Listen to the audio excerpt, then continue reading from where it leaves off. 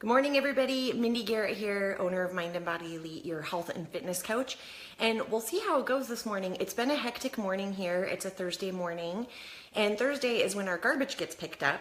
And they were a little late this morning, so we've had a few trucks coming in and out, which gets the dog all riled up. So I apologize in advance if she starts barking. I actually just got her calmed down.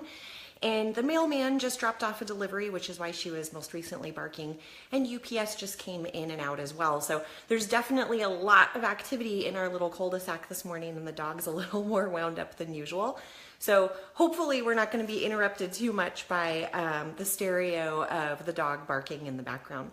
But I'm glad to have you guys join me for another hashtag truth, where we're debunking the myths, uncovering the truth, and trying to make health and fitness simple, right? Because there's so many buzzwords and trends and fads, and marketing and advertising is, it's really confusing.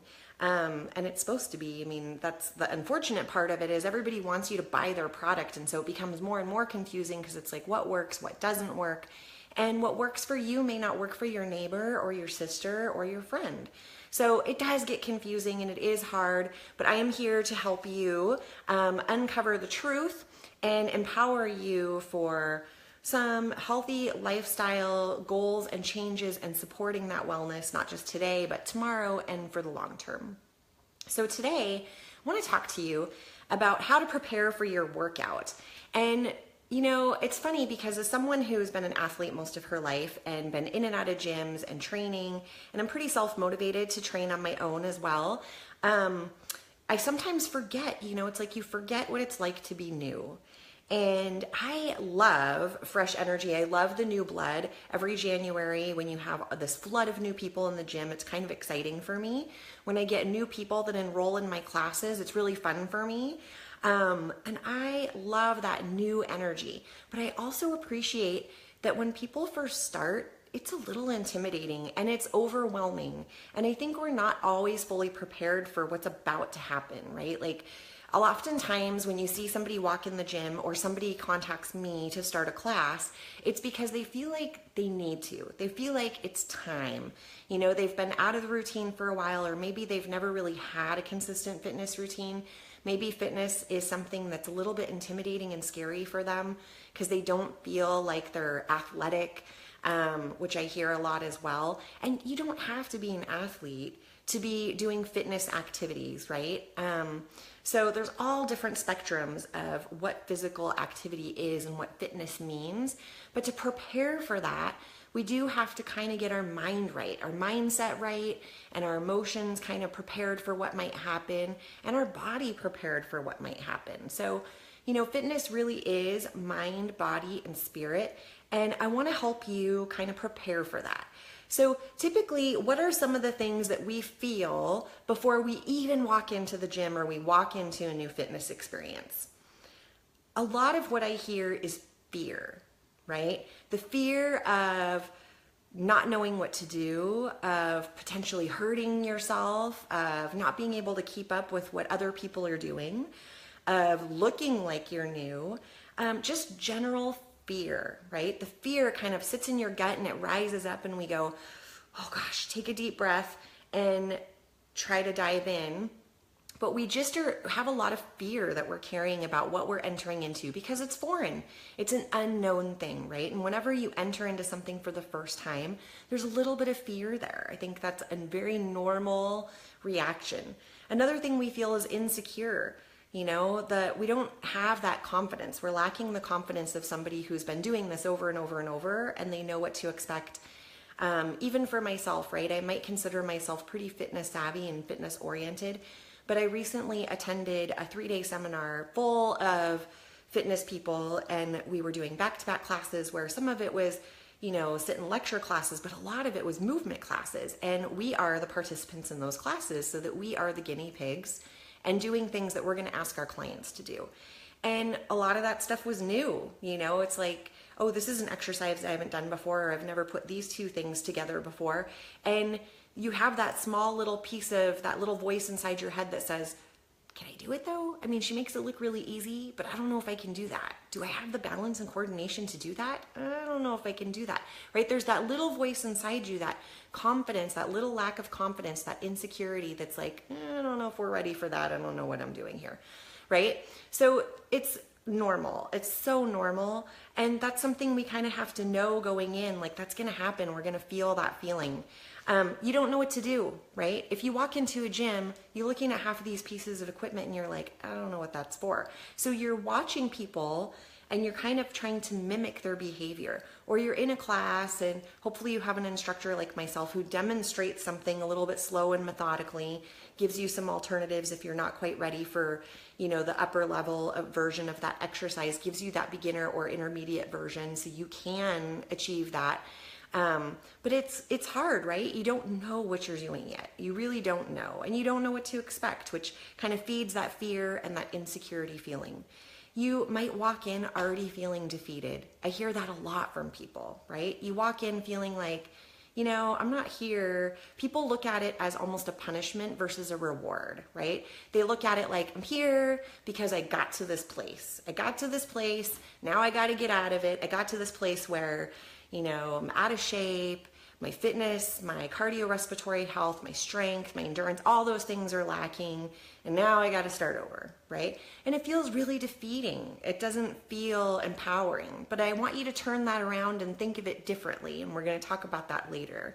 But it's so common to walk in and feel defeated, like, especially if you walk into a gym type environment or a class where maybe somebody's been in that class for months longer than you, and you see people doing things that you feel like you're not quite ready to do yet, right? Or able to do yet.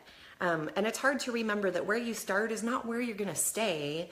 That's going to change and evolve over time, as it did for that person that you're looking at who appears to have it all together and it looks easy. At some point they were a beginner too, but sometimes that's hard to remember when you're in that moment and you're feeling a little defeated. Confused, right? How often are we confused? You're watching this person leading a class and you're like, they are going so fast, you can't keep up with what they're doing, and you're just lost. You're lost in all of it, lost in the mix. You go in and you think you know how to use a piece of equipment, and then, excuse me, losing my voice, it starts to do something different than you anticipate, and you're like, this doesn't feel right. I don't know if I'm doing this right. This is confusing, right?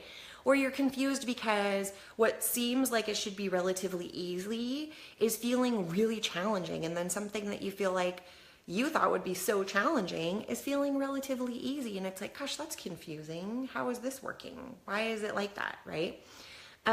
You might feel discouraged. Now, I feel like that happens a lot in the first 4 weeks of any type of program, whether it's health or fitness related, because we're starting something new and we have this expectation that something magical is going to happen instantly, right? And part of that is we live in a society where everything is drive-through, click and buy it now, get it overnight shipping, all these things. It's like instant gratification. And when it comes to addressing your health and fitness, it does take time, and every little thing that you do, it adds up and it counts, and it equates to that big result. It contributes to that big result. But that one thing that you did that one day, you don't wake up the next day and go, and done, right? That's just not how it works. And so it's a little bit harder to not feel discouraged. And like I said, I see that a lot in the first 4 weeks, because somebody comes in halfway through class, they're having to sit down during class because they don't have the endurance or the cardiorespiratory health to keep up the pace, and they feel discouraged. They leave, and an hour later they're so sore in areas that they're not used to being sore in because they're working muscles they haven't worked in a long time, and it feels discouraging. Like, how did I let myself get to this place? How long am I gonna feel this way? Gosh, this isn't what I wanted after this experience. Or maybe the next couple times they come in, they don't feel like it's getting easier, right? And so we have to adjust our expectations a little bit and debunk that kind of detour and derail that discouragement and make it something else. Make it empowering, set some realistic goals, and realize that it doesn't happen overnight. It doesn't happen for anyone overnight. And I can definitely relate to that with my clients. You know, I've been injured more than once and had to fight my way back out of those injuries. And you have those moments where you feel defeated and discouraged and confused, like, why was I doing so well and now I'm not doing so well? This used to be easy for me. This is so hard for me now, right? But I promise you, if you stick with it, it really does pay off. And that's the hardest part, is sticking with it, honestly, because once you get past that point, it starts happening. The magic starts happening. Things start clicking. The body starts reacting and adapting, and the body wants to work for you. It really does. So if you give it time, it will do the job for you, which is great. So the biggest thing is, are our expectations appropriate, right? When we're walking into a new situation, fear, insecurity, not knowing what we're doing, feeling defeated and confused, feeling discouraged, like that fish out of water feeling. So yes, all of those feelings are normal. So let's adjust our expectations a little bit before we start, right? And how can we do that? Well, we can start by saying, what's probably going to happen? You know, anytime you've started anything new, a new job, a new task within your job, you've had a baby, you move to a new location, there's a certain amount of challenge that comes with that. Am I right? I mean, we've all been there. Whether it's good or bad or in different types of change, challenge comes with that change. So you can expect to feel challenged, right? To feel challenged outside of your normal comfort zone, to feel like, this is not something I normally do. I don't know what the heck I'm doing. And so you may not feel as confident as you normally do in these other areas that are in your comfort zone. And adjust your expectations. Know that before you go in, that, you know what? I'm probably not going to feel 100% comfortable this whole time, but I'm going to get there, and I'm going to keep doing it until I get there, right? And allow yourself to feel that. It's okay to feel it. It's okay to say, you know, I'm feeling a little challenged right here, because we all do at some point. That's just human nature. It's natural, and it's okay.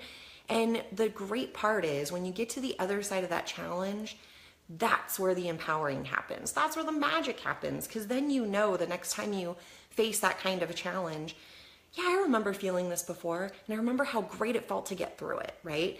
And you hone in on those tools and resources and things that helped you and empowered you to get through it the last time. And those are life lessons, and now those are the tools and resources you're going to use to get through it this time, and probably learn a few more and add a few more to your toolbox, which is great. So it does, you know, it's like climbing a mountain. You got to get to the top of it before you come back down. And it's empowering when you reach the top and you realize you made it happen, and that you could do it, that you rose to it and you did it. So I think you also need to remember, when you're starting something new, especially in fitness, that you're gonna feel sore, okay? Now, everybody has a threshold of sore, pain, discomfort, whatever you wanna call it.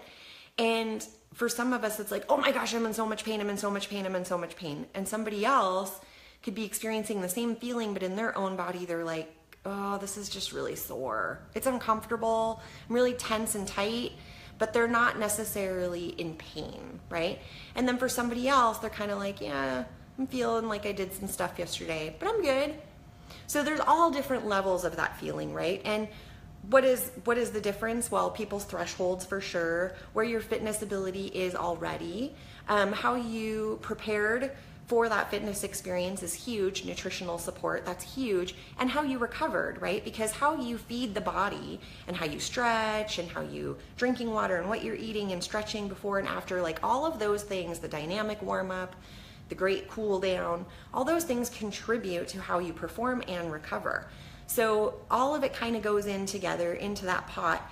And for someone who hasn't done squats, for example, right? We think that's a relatively easy exercise. I mean, it's basically mimicking getting in and out of a chair, but at a lower level.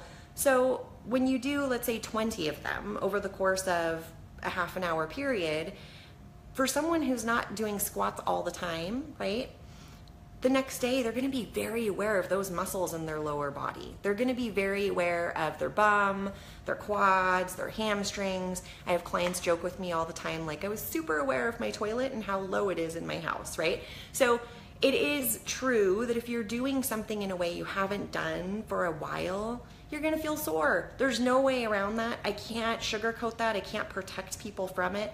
I always tell my clients when I do their health and fitness assessment and I prepare them for their first fitness experience, remember, you're gonna be sore. There's a difference between sore and pain, discomfort and pain. We shouldn't have pain.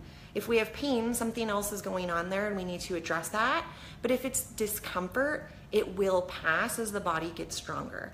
And you know, along with that, a little tip here, when you feel sore after a workout, and I gotta tell you, yesterday I was incredibly sore and I had not been that sore in a long time. And I don't know what I did that was so different, but clearly I mix up my routine every 8 weeks or so, and I mixed it up on Monday, and clearly whatever it was, you know, the second day soreness yesterday was Wednesday, it really bit me in the butt, so to speak. Like, I was so aware of my lower body. Just walking was, oh my gosh, there's a glute. Oh my gosh, there's a calf muscle. Oh my gosh, there's my quad. I mean, I just felt everything.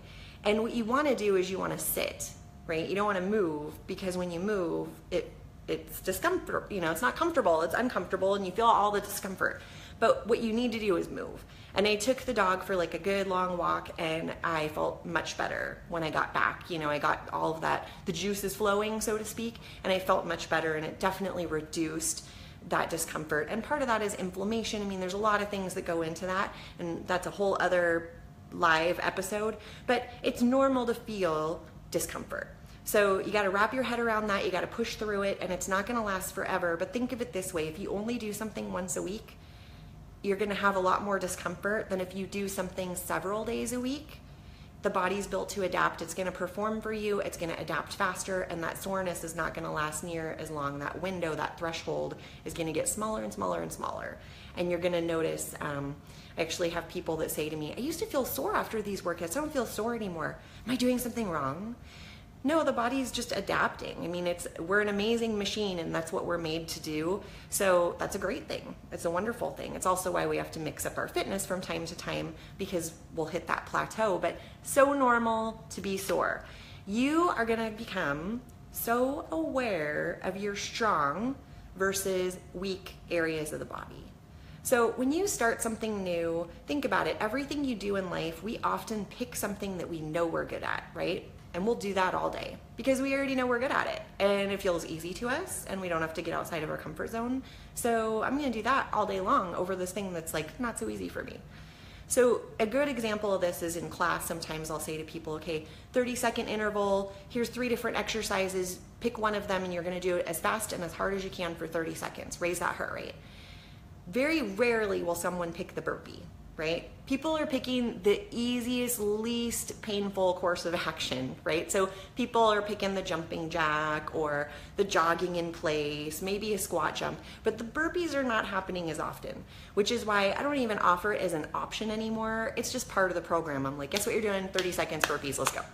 Because people don't want to do the burpee, right? You're not going to choose that thing, and maybe you don't feel so great at it, you don't feel so strong at it, and it's just not fun for you. I mean, we've all heard the saying, no one said they loved burpees ever, but it's a great full body exercise for sure. So you're gonna become aware of strong versus weak. You're gonna go, oh yeah, I'm not so strong in my upper body, really strong in my lower body. Or you might notice, which is really common for women, you're really strong in the pull motion, you're not so strong in the push motion, right? So we wanna bring balance back in the body.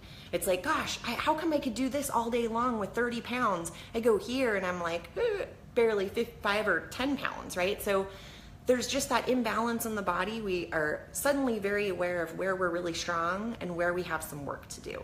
Super normal. Set your expectation for that you're gonna hone in on that, and wherever that weak area is, you're gonna make it stronger, right? You're gonna make it stronger, you're gonna bring balance in the body, which reduces your risk of injury.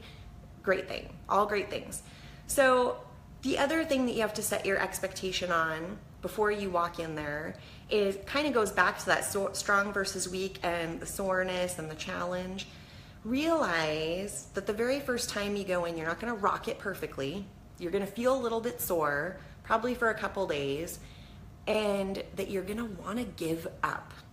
right? And that's the biggest problem that we have when it comes to health and fitness is the mindset where like, I don't want to do it anymore. It's hard, it's uncomfortable, it doesn't feel fun right now, I don't want to do it anymore. Well, if you give up right before you've even really started, progress isn't going to happen. There's nothing I can do about that or any other fitness guru can do about that. There's no magic pill that can make that happen for you. I promise you, if there was a magic pill, I would have trademarked that thing and be a millionaire. There's no magic pill. So you have to keep doing it. You have to keep showing up. You have to be consistent. And there's this magic number between 4 and 6 weeks where things really start to shift. But you gotta keep doing it for that 4 to 6 weeks, right? Even when you don't want to, you gotta keep doing it. You gotta keep showing up because that self-sabotager, you got that little angel and the little devil here, and that devil's like, nah, girl, you're good. Put on the sweats, go for a walk. You know, you're good. You can sit on the couch and have some Oreos. Come on, your sweats are comfortable.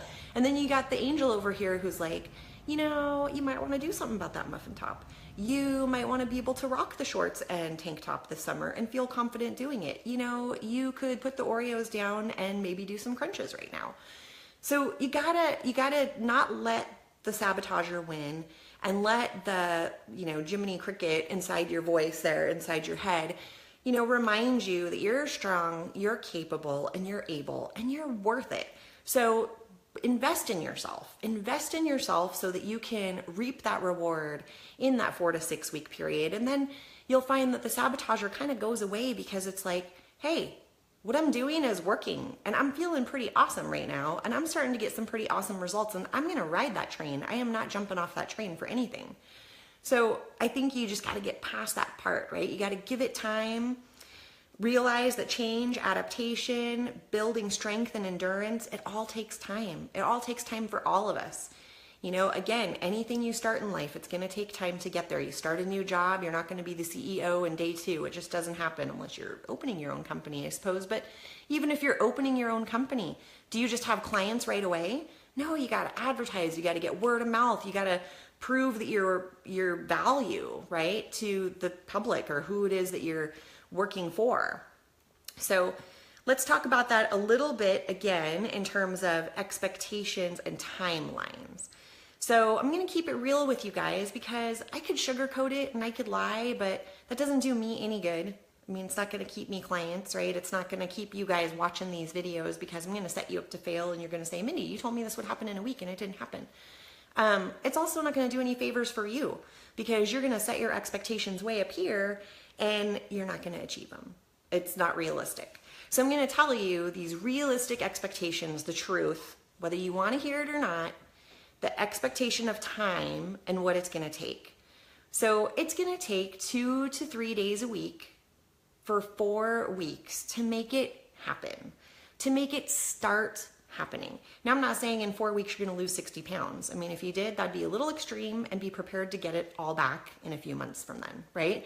And we've all heard those stories about the people who do those shake diets and whatever, and they work out 7 days a week and they're absolutely insane and nobody can maintain it. So then when they stop doing it, they gain it all back and then some. So I'm telling you, you're going to do it in realistic chunks. If you've never exercised before, or you're just starting to exercise again after an injury, for example, then you're going to do 2 to 3 days a week. 2 to 3 days a week of quality. So there's a difference between 2 to 3 days a week of going for a walk around the neighborhood and 2 to 3 days a week of working out in your target zone. And your target zone is where that heart rate is up, you're making yourself work hard, you're outside of the comfort zone, and you are pushing it. Okay, and I'm not saying, and that's, your threshold is going to be unique to you. So I'm not saying that you're going to be working out like this person over here or the person on TV or the person in the class next to you. It's going to be your own unique threshold, but it's going to be at that max threshold.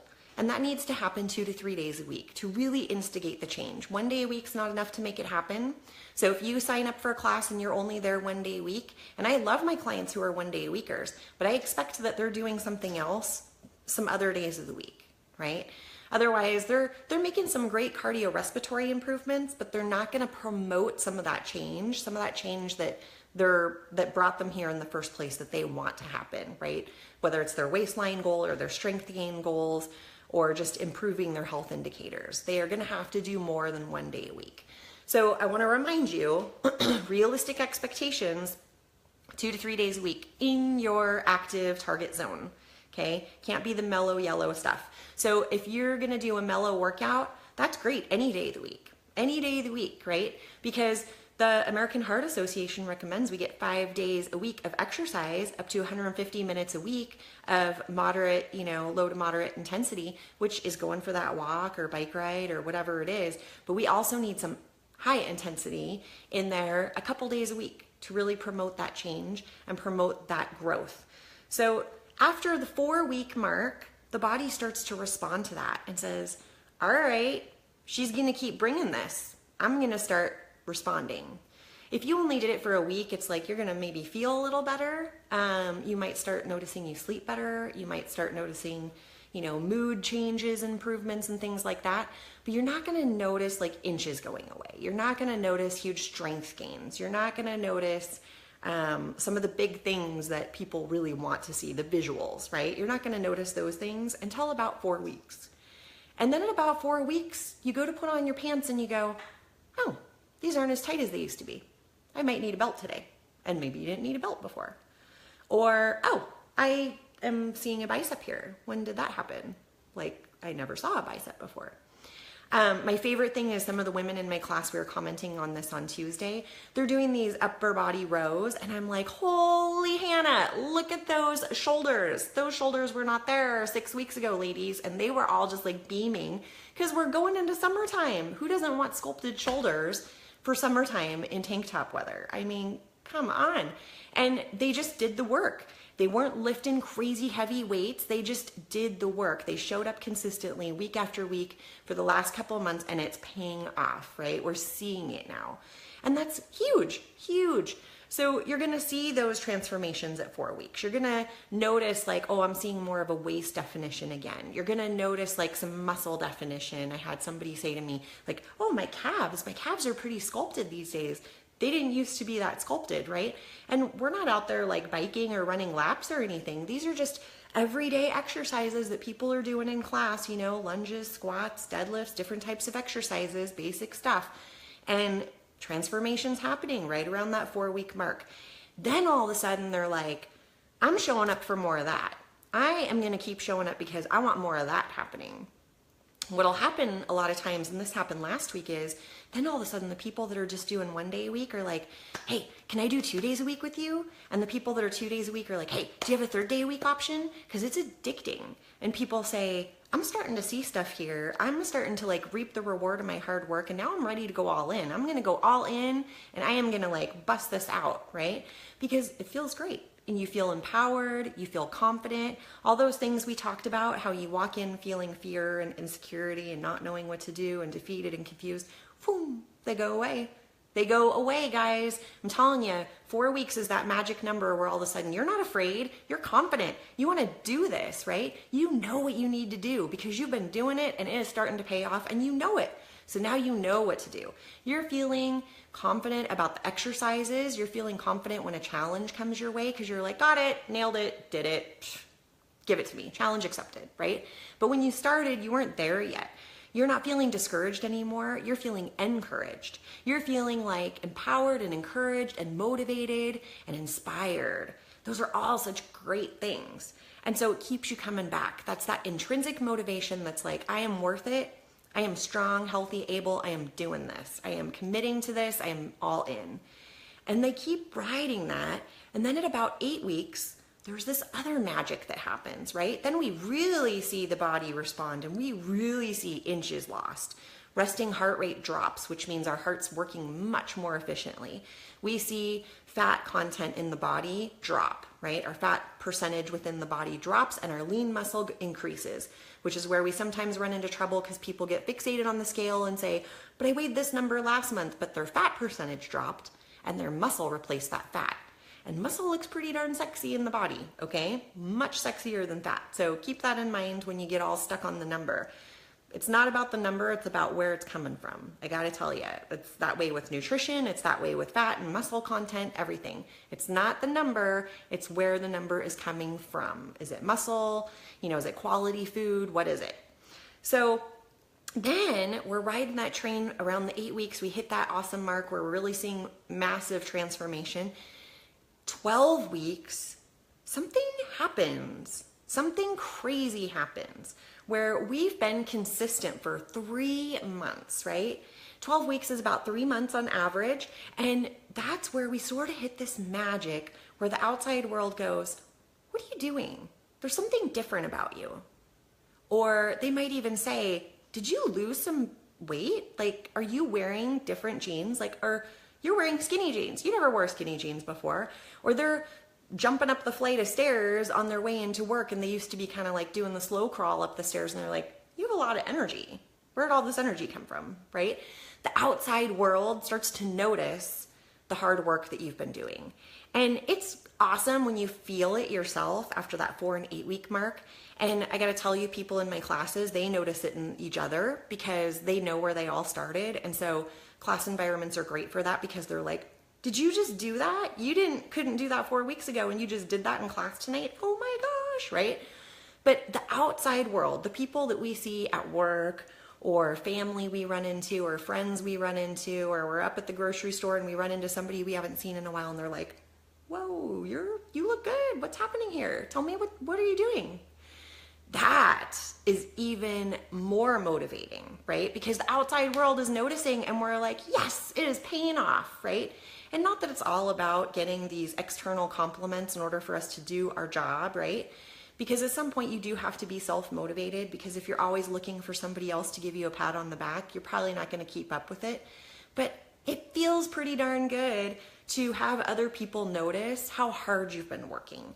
It's like when you have a job and your boss gives you a bonus. It's that reward for the extra work you put in. Or they give you a promotion. It's that reward for the extra work you put in, right?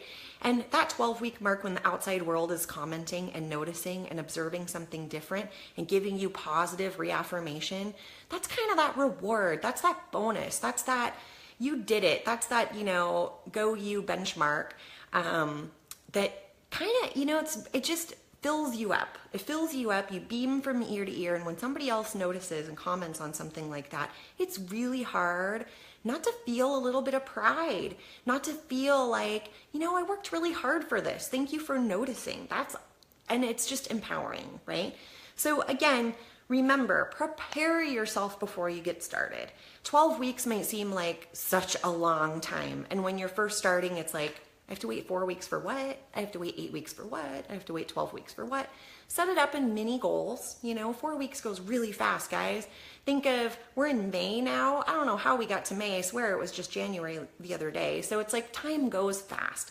Set some mini goals for yourself. Set some mini goals so that you can feel like you've accomplished something along that path. Maybe you say to yourself, I'm showing up 2 days a week for the first 2 weeks. Next 2 weeks, I'm showing up 3 days a week. And have a structure of, Monday, Wednesday, Friday, or Tuesday, Thursday, Saturday, or, how are you going to do it? Are you going to do classes? Are you going to recruit a friend or a partner or a loved one? Are you going to do a DVD? Are you going to recruit a personal trainer? Like, what's your strategic way of achieving those mini goals? And then you're going to watch that calendar, because when you start to feel discouraged and frustrated, look at the calendar. Okay, yeah, I've been doing it for 2 days, right? There's that joke of somebody who's like, I feel like I've been running forever. They look at their watch and they're like, yeah, I've been running a minute. So it's one of those things, like, be realistic, rein yourself in. When you start feeling discouraged, look at the calendar and go, okay, I've only been doing it 6 days. Let's give it some more time. It takes time. It took time to get where you are. It's going to take time to get where you want to be. That's just the nature of it. Nobody was born running out of the womb. We all had to learn how to walk. So prepare yourself emotionally. Realize that those negative emotions you're starting with are going to turn to positive ones really quickly if you just keep up with it. And when you adjust your expectations before you get started, you set yourself up for success because you know what's possible and you know how you're going to handle it, right? And you can take some comfort in the fact that you're not alone.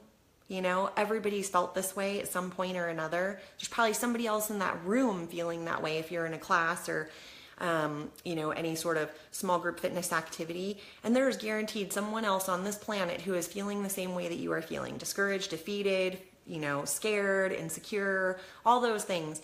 And then there's somebody else that you can look at to inspire you who is now feeling confident and encouraged and empowered and ready, right? And use those people to feed your motivation, right? And surround yourself with people that are going to lift you up and tell you and remind you that you are worth it. You're worth being strong, healthy, and able.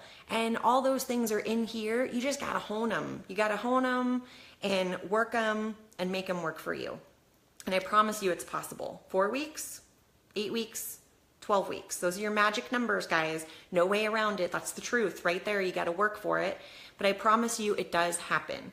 So I would love to chat with you individually. I'd love to help you guys achieve your goals. If you have any questions, please feel free to comment on the Facebook Live post. But you can always contact me individually as well. I do offer free phone consultations, which is awesome because I'm able to kind of chat with people for a few minutes about programs that I offer, as well as solutions that might be good fits for them, depending on where their goals are and where they want to go. And I want to help you get there. That's my mission in life, is to help make it simple for you guys, to debunk the truth and empower you to achieve your goals. That's what I'm here for. So I hope to hear from you. All this month, I'm offering 20% off of my health and fitness assessments, which is a great deal. So if there was ever a time to reach out, do it now. We're getting into tank top weather. So now is a great time to really bump into those goals so that in 4 weeks when June comes, you're like, oh yeah, I'm starting to notice it, right? And then by midsummer, you're at that 8-week mark and you're like, nailed it. So why not start today? You're 1 day closer to your goals, all right? I hope to see you guys all back next week. Have a great week, everybody.